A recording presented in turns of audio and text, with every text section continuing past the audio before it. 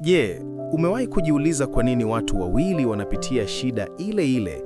Mmoja anavunjika moyo kabisa, mwingine anakuwa imara zaidi na anasema, hii imenijenga.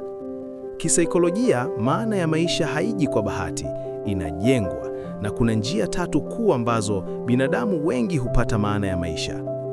Leo tutazungumza kuhusu njia tatu za kupata maana ya maisha. Namba moja, kupitia kazi au ubunifu. Namba mbili, kupitia upendo na mahusiano. Namba tatu, kupitia mtazamo wako kwa maumivu.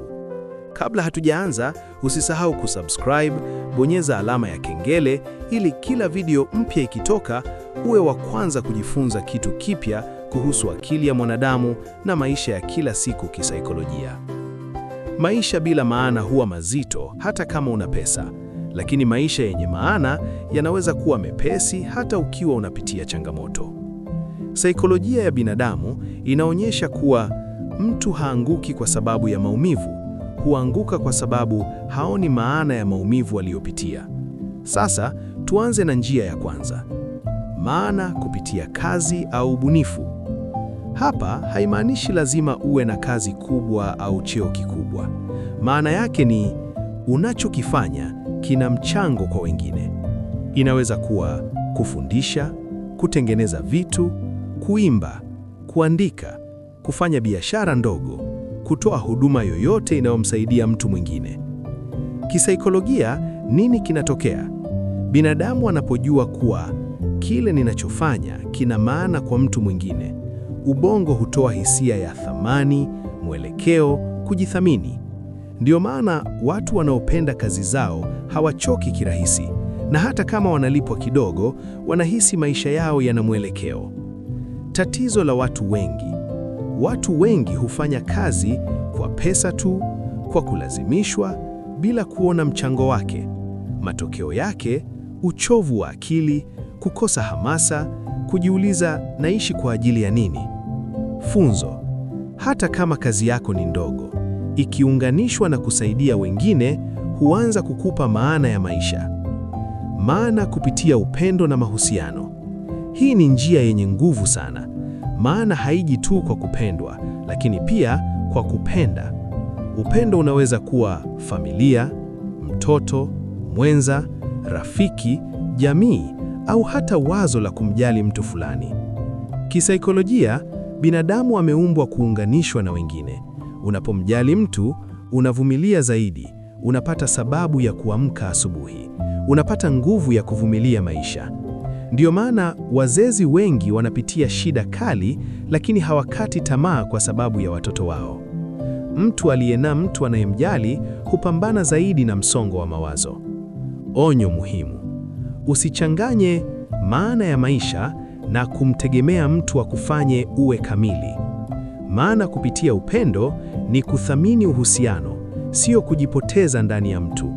Funzo: unapopenda kwa uhalisia, maisha yako yanaanza kuwa na sababu zaidi ya wewe mwenyewe. Maana kupitia mtazamo wa maumivu. Hii ndiyo njia ngumu zaidi, lakini pia yenye nguvu zaidi. Maumivu hayaepukiki: kupoteza mtu, kuvunjwa moyo, kushindwa, kuumizwa, kupitia umaskini, kupitia dharau. Tofauti ya watu wawili si maumivu waliopitia, ni maana walioipa maumivu hayo. Kisaikolojia, unaweza kujiuliza, kwa nini mimi? Hii huongeza mateso. Au, nifundishe nini? Hii huleta ukuaji. Watu waliopitia maumivu makubwa, wakiapa maana, huwa na hekima, huruma, nguvu ya ndani. Mfano halisi: mtu mmoja anaweza kusema maumivu yamenivunja, mwingine anasema maumivu yamenifundisha. Tofauti iko kwenye mtazamo, sio tukio. Funzo: maumivu yakipata maana, hayachi kuwa adui na yanakuwa mwalimu. Jinsi ya kutumia njia tatu za kupata maana ya maisha. Namba moja, tambua unachoweza kufanya hata bila kulipwa. Maana ya maisha mara nyingi haianzi na pesa, inaanza na kile kinachochochea kutoka ndani. Jiulize kwa uaminifu, ni kitu gani naweza kukifanya hata nikiwa nimechoka? Ni kitu gani watu hunisifia mara kwa mara bila mimi kuomba? Nikikifanya nahisi muda unakwenda bila mimi kugundua. Hapo ndipo kuna chanzo cha maana ya maisha yako, si kwa sababu kinakuletea pesa, bali kwa sababu kinakufanya ujisikie hai.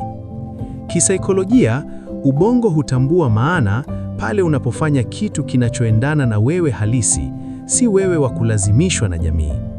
Namba 2, unganisha unachokifanya na kumsaidia mtu mmoja. Badilisha kabisa swali lako la maisha. Usijiulize tena nitanufaika nini? Jiulize nitamrahisishia nani maisha? Hata msaada mdogo una nguvu kubwa. Kama unajua kufundisha, fundisha mtu mmoja bure. Kama unajua kurekebisha vitu, msaidia mtu bila faida. Kama unajua kusikiliza, sikiliza mtu bila kumhukumu.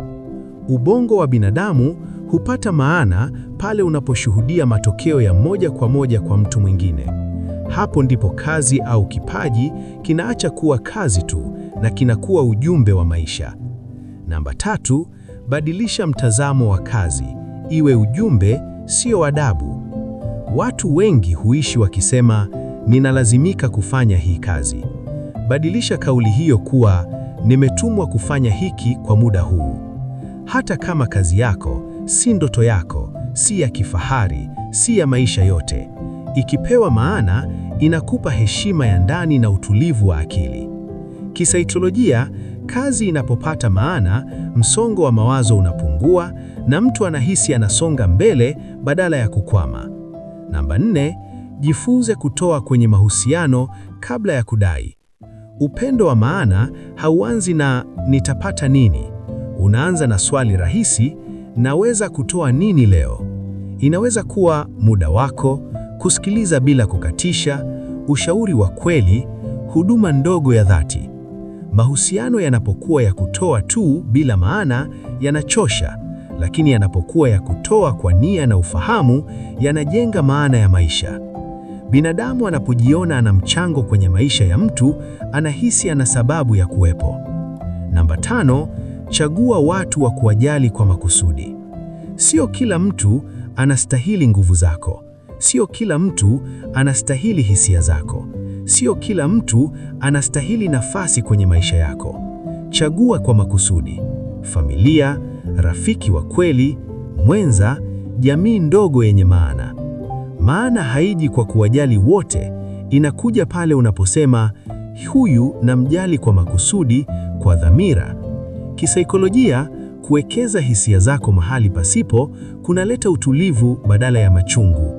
Namba 6, usijipoteze kwenye upendo au mahusiano.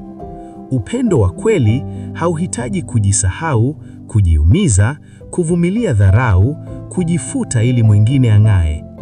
Maana ya upendo ni kuunganisha nguvu zako na za mwingine, sio kuziziwa zako. Mahusiano yenye maana yanakuongezea nguvu, hayakupunguzi utu wako, hayakuondolei mwelekeo wako. Maana ya maisha haiwezi kujengwa juu ya kujiumiza. Namba 7, badilisha mtazamo wako kwa maumivu. Maumivu hayaepukiki, lakini maana ya maumivu ndiyo chaguo. Badilisha maswali. Usijiulize kwa nini mimi? Jiulize, hii imeniongezea nini? Au nimekuwa mtu wa aina gani baada ya hili? Andika tukio, hisia zako, somo moja tu. Halafu tumia hilo somo kuwasaidia wengine. Maumivu yakipata maana hayakuwa bure, yanakuwa mataji, yanakuwa hekima.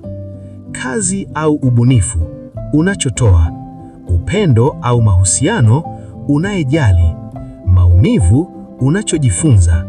Ukivitumia vyote kwa pamoja, maisha yanapata mwelekeo, msongo wa mawazo unapungua, mtu anaanza kujijua kwa kina. Maana ya maisha haijengwi kwa kubadilisha maisha yote ghafla. Inakuja kwa kubadilisha mtazamo mdogo kila siku. Maana ya maisha haiji kwa bahati, pesa peke yake, watu kukupenda tu. Inajengwa kwa kile unachotoa, kazi au ubunifu, mtu unayejali, upendo au mahusiano, jinsi unavyoelewa maumivu, mtazamo wa maumivu.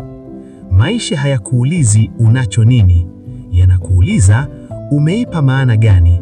Kama umeelewa somo hili, like video, subscribe, comment. Ni njia hipi kati ya hizi tatu imekugusa zaidi na kwa nini? Tukutane tena kwenye video nyingine. Bye.